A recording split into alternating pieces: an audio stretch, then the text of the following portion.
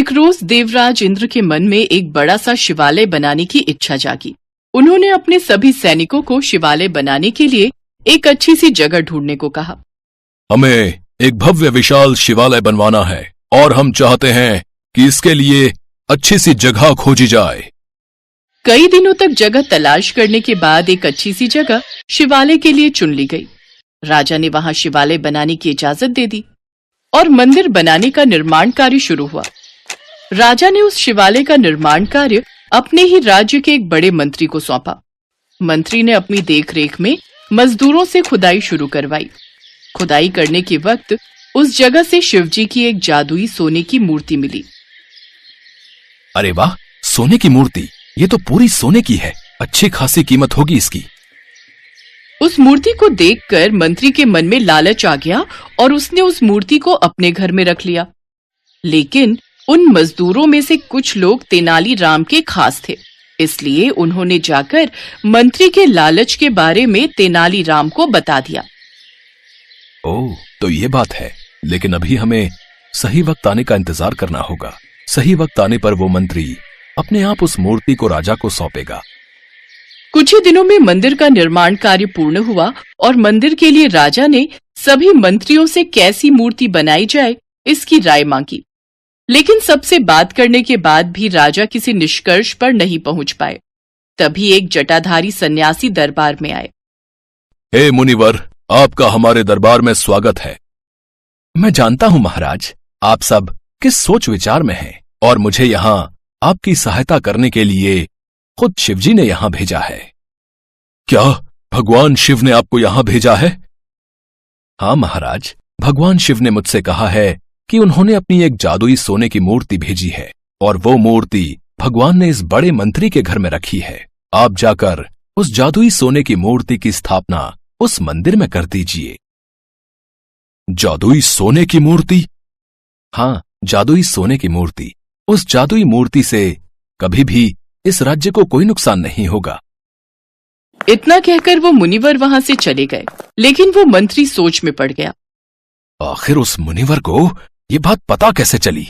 लेकिन राजा को कुछ कुछ समझ में आने लगा और उनकी नजरें तेनालीराम को सभा में ढूंढने लगी, लेकिन वो उन्हें कहीं नजर नहीं आए। कुछ देर बाद वहां तेनालीराम सामने से महल में आए, लेकिन फिर अचानक उन्हें देख सभी हंसने लगे। तभी सेनापति ने कहा, अच्छा, तो आप ही वो मुनिवर थे। आपने अपनी वेशभूषा तो उतार दी, लेकिन अपनी माला उतारना भूल गए। हाँ, लेकिन तेनालीराम ने जो वेशभूषा ली थी वो अच्छे काम के लिए ही पहनी थी और उनकी बुद्धिमानी देखकर मैं बहुत खुश हूं। इसलिए हम तेनालीराम को इनाम देने की घोषणा करते हैं। साथ ही मंत्री के घर से उस जादुई सोने की मूर्ति को लेकर मंदिर में स्थापित किया जाए। उस मंत्री को अपनी गलती का एहसास हुआ और उन्होंने तेनालीराम और राजा समेत सभी से अपनी गलती के लिए माफी मांगी। महाराज, मुझे माफ कर दो। तेनालीराम, मुझे माफ कर दो। मुझसे बहुत बड़ी गलती हो गई। दरअसल मैं लालच में आ गया था, इसलिए मैंने वो मूर्ति अपने घर में छुपा कर रख ली। तुमने अपनी गलती स्वीकार कर ली, यही बहुत बड़ी बात है। मंत्री जी, मनुष्य इंसान से तो धोखा कर सकता है, लेकिन ईश्वर से नहीं। वैसे तेनालीराम, तुम्हें ये बात कैसे पता चली? महाराज की इस बात पर तेनालीराम मुस्कुरा देते हैं। फिर राजा भी उसे देखकर मुस्कुरा देते हैं। इसके बाद उस जादुई सोने की मूर्ति को राजा ने तेनालीराम के साथ मिलकर मंदिर में स्थापित किया।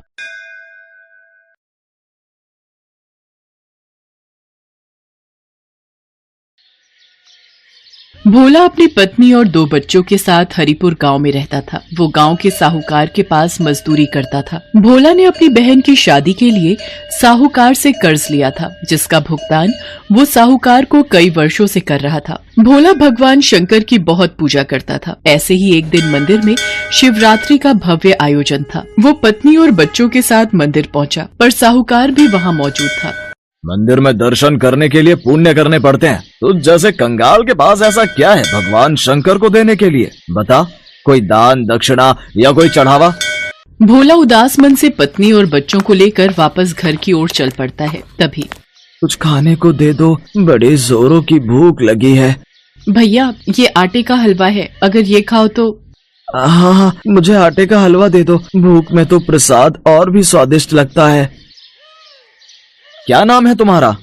मेरा नाम शिवा है। मैं काम की तलाश में हूँ। क्या आप मुझे कोई काम दे सकते हो? मैं कुछ भी कर लूंगा। पर मैं तो खुद एक गरीब मजदूर हूँ, गांव के साहूकार के पास मजदूरी करता हूँ। मैं तुम्हें भला क्या काम दूंगा? भैया मुझे कोई भी काम दे दो, बदले में मुझे पैसे नहीं, बस रहने की जगह दे देना। भोला शिवा की मजबूरी देख हाँ कह देता है। अगले दिन से शिवा वहीं रहने लगता है और घर के काम में मदद करता था। एक दिन भोला अपनी पत्नी माला से बोला, माला, शिवा हमारे लिए इतना सब कुछ क्यों कर रहा है? बच्चों के लिए भी ये इतना दूध, फल, सब्जी सब ले आता है, पर कब तक हम इससे बिना पैसे दिए काम करवाते रहेंगे? तुम एक काम क्यों नहीं करते? साहूकार से कहकर इसे भी अपने साथ काम पर लगवा लो, वहाँ तो इसे काम के बदले पगार मिल जाएगी।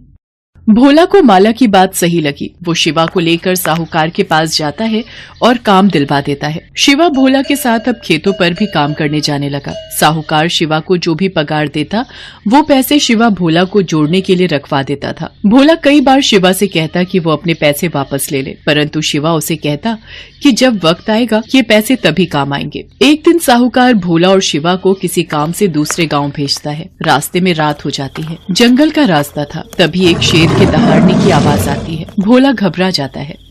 भोला भैया, आप तो भगवान शंकर के परम भक्त हो, तो डर कैसा? और जब भक्त मुसीबत में हो तो भगवान को भी सहायता के लिए आना ही पड़ता है। आप उस पेड़ के ऊपर चढ़कर बैठ जाओ, बाकी सब मैं देख लूंगा। शिवा, मैं तुम्हें अकेला छोड़कर कैसे पेड़ पर चढ़कर बैठ जाऊं? ये भी तो सही बात नहीं है। भोला भैया, आप निश्चिंत रहो, मुझे कुछ नहीं होगा। भोला जैसे ही पेड़ पर चढ़ने के लिए मुड़ता है, वो देखता है कि शेर उसके सामने खड़ा है। भोला शेर को अपने सामने देख डर जाता है और आंखें बंद करके ओम नमः शिवाय का जाप करने लगता है। शिवा भोला के आगे आ जाता है। शेर शिवा को थोड़ी देर तक देखता रहता है और बिना कुछ कहे जंगल की ओर चला जाता है। भोला और शिवा दोनों घर आ जाते हैं। भोला पूरी रात उस घटना को याद करता रहता है। अगली सुबह जब वो सोकर उठता है तो शिवा घर पर नहीं था। भोला आसपास में पूछता है, पर शिवा का कहीं भी पता नहीं था। वो साहूकार से जाकर पूछता है। वो तो सुबह ही मेरे पास आया और मेरे से बोला कि अमरनाथ यात्रा पर निकलना है, इसलिए वो अपना हिसाब कर गया। भोला घर आता है और सारी बात माला को बताता है। माला भी सुनकर बहुत हैरान होती है कि अचानक बिना बताए शिवा अमरनाथ की इतनी लंबी यात्रा पर कैसे निकल गया। भोला को कुछ समझ नहीं आ रहा था। उसी रात को सपने में भगवान शंकर भोला को दिखाई देते हैं। भोला उठो, तुमने मुझे पहचाना नहीं? मैं ही तुम्हारा शिवा हूँ, जिसके बारे में तुम चिंता कर रहे हो। भगवान शंकर, आप ही शिवा हो, मैंने आपको पहचाना नहीं। ये कैसी भूल हो गई महादेव, मुझे माफ कर दीजिए। मैंने आपकी सेवा नहीं की बल्कि आपसे सेवा करवाई। आप मुझे छोड़कर क्यों चले गए प्रभु? हे महादेव, लौट आओ मेरे पास। भोला, अब तुम मेरे पास अमरनाथ यात्रा करके आओगे। मैं अमरनाथ में ही तुम्हें अपने दर्शन दूंगा। इतना कहकर भगवान भोलेनाथ अंतर्ध्यान हो गए। अगले दिन भोला ने सारी बात माला को बताई, पर भोला इसी चिंता में था कि अमरनाथ की यात्रा के लिए उसके पास पैसे कहाँ से आएंगे। तभी माला उससे बोली, सुनो, आपको याद है ना, शिवा हमारे पास पैसे जोड़ता था। इसका मतलब महादेव ने स्वयं हमारी अमरनाथ यात्रा की व्यवस्था कर दी। आपकी जय हो बाबा बर्फानी। जय भोला भंडारी, आपकी जय हो। माला, हमारे शिव शंकर ने हमें अपने धाम बुलाया है, अमरनाथ बुलाया है। भोला उन रुपयों से अपनी अमरनाथ यात्रा पर जाने की तैयारी करता है और साहूकार के पास कुछ दिन की छुट्टी मांगने जाता है। छुट्टी तो तू ले ले, वो तो तेरे पैसे मैं उतने दिन के काट ही लूंगा। पर ये बता, तू अमरनाथ की यात्रा के बारे में जानता भी है? पता है कितनी दूर है अमरनाथ धाम? पैसा, कपड़ा, खाना पीना, पूरे परिवार के साथ तू कैसे अमरनाथ की यात्रा कर पाएगा? बहुत कुछ देखना पड़ता है। वहाँ पर पूरा पंजीकरण होता है। पूरी तरह से स्वस्थ मनुष्य ही अमरनाथ की यात्रा कर सकता है, नहीं तो रास्ते में ही रोक देते हैं। और तू ठहरा एक गरीब कमजोर, 2-2 दिन तो तू रोटी नहीं खाता। रास्ते में ही गिरकर बेहोश हो गया तो वापस भेज देंगे। देख, मैं भी अमरनाथ जा रहा हूँ अपने परिवार के साथ। देख लियो, मैं अमरनाथ की पूरी यात्रा करके ही वापस आऊंगा। भोला अपने परिवार के साथ अमरनाथ की यात्रा के लिए निकल पड़ता है। उधर साहूकार को भी अपने परिवार को लेकर अमरनाथ की यात्रा के लिए जम्मू निकलना था, पर किस्मत को शायद कुछ और ही मंजूर था। 75 वर्ष से ज्यादा उम्र होने की वजह से साहूकार के पंजीकरण को स्थगित कर दिया गया। साहूकार ने मन में सोचा, भगवान शंकर ने शायद मुझे सबक दिया है कि उनकी यात्रा के लिए कोई गरीब या अमीर नहीं होता। वो जिस पर कृपा करते हैं वही उनके दर्शन कर पाता है। शायद भोला उनका मेरे से भी ज्यादा बड़ा सेवक है, इसलिए उसे अमरनाथ यात्रा पर जाने का शुभ अवसर प्राप्त हुआ। मैं ये क्यों नहीं समझ पाया कि भगवान तो प्रेम के भूखे हैं। उन्हें धन दौलत बड़े बड़े पकवानों से कोई मतलब नहीं। उन्हें कोई एक सूखी रोटी भी खिला दे तो उसमें भी प्रसन्न हो जाते हैं। शिव शंकर मुझे माफ कर दो, मैंने उस गरीब मजदूर की गरीबी का हमेशा फायदा उठाया। बस एक बार भोला यात्रा से वापस आ जाए फिर मैं खुद उससे माफी मांगूंगा। भोला माला और बच्चों के साथ पहलगाम पहुंचता है। वहां से वो पैदल ही यात्रा शुरू करता है। जय बम भोले का जाप करता हुआ वो आगे बढ़ता रहता है। चलते चलते बच्चों को भूख लगती है। रुको तुम लोग, यहाँ इस पत्थर पर बैठो, मैं किसी से पूछता हूँ। सुनिए भैया जी, यहाँ खाने के लिए कोई सुविधा मिल जाएगी? अरे भाई, ये अमरनाथ श्रद्धालुओं के लिए लंगर कमेटियाँ जी जान से पलखें बिछाकर उनका सत्कार करती हैं। खाने पीने से लेकर सोने तक की सुविधा उपलब्ध करवाई जाती है अमरनाथ यात्रा के लिए। आओ, मैं तुम्हें वहाँ का रास्ता बताता हूँ। भोला ने अपनी यात्रा को भगवान भोलेनाथ के भरोसे शुरू किया था और उसे पता था कि वही उसकी ये यात्रा पूरी करवाएंगे। व्यक्ति भोला को लेकर जब लंगर कमेटी के पास पहुंचता है, भोला ने देखा अमरनाथ यात्रा में लोग जगह जगह खाने पीने और सोने की सुख सुविधाएं दे रहे हैं। अमीर भक्त इस कार्य में दान दक्षिणा देकर अपना योगदान देते हैं। सुबह के समय लंगर कमेटियां श्रद्धालुओं की भूख और प्यास को बुझाती हैं और रात होते ही लंगर स्थल धर्मशाला में तब्दील हो जाते हैं। श्रद्धालुओं को बिस्तर और सर्दी से बचने के लिए बुखारी भी मुहैया करवाई जाती है। अमरनाथ यात्रा के लिए उन्हें 5 पड़ाव पार करने थे। पहला पड़ाव पहलगाम उन्होंने पार कर लिया था। बापू, अभी हमें कितनी और यात्रा करनी है? अभी कितनी दूर है अमरनाथ की गुफा? नमन, पहला पड़ाव पहलगाम में अभी हम हैं। अभी हमें चंदनबाड़ी, शेषनाग, पंचतरणी पार करना है। उसके बाद 5वां पड़ाव अमरनाथ की गुफा है, जहां बाबा बर्फानी भोलेनाथ के शिवलिंग के दर्शन होंगे।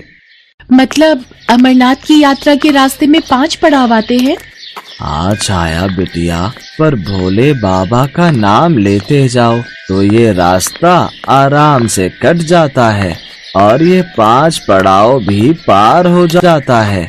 रास्ते भर अलग अलग पड़ावों पर रुकते हुए आखिर भोला और उसका परिवार अमरनाथ की गुफा पर पहुंचता है। पूरा परिवार इतने सुंदर दृश्य को देखकर खुशी से झूम उठता है। तुम्हें पता है माला, अमरनाथ को तीर्थों का तीर्थ कहा जाता है क्योंकि यहीं पर भगवान शिव ने माँ पार्वती को अमरत्व का रहस्य बताया था। बापू, वो देखो कबूतर। तुम्हें पता है छाया, ये कबूतर का जोड़ा बहुत ही किस्मत वालों को दिखाई देता है, जैसे तुमने देखा।